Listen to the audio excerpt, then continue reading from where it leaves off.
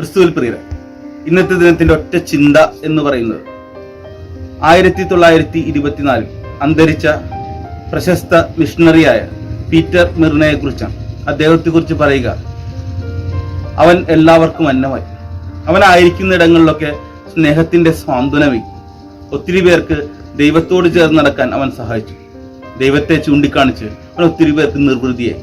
ഈ മനുഷ്യൻ മരിച്ചപ്പോൾ അവന്റെ കല്ലറയിൽ പ്രിയ കൂട്ടുകാർ എഴുതി വെച്ചത് ഇങ്ങനെയാണ്: when he came there was no light.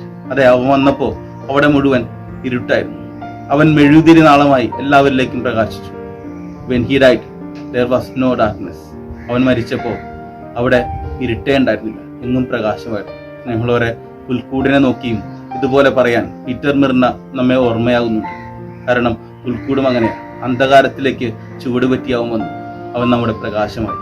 ക്രിസ്തുവിനെ പ്രകാശമായി കാണാൻ നിങ്ങൾക്ക് സാധിക്കട്ടെ. ദൈവം നിങ്ങളെ അനുഗ്രഹിക്കട്ടെ.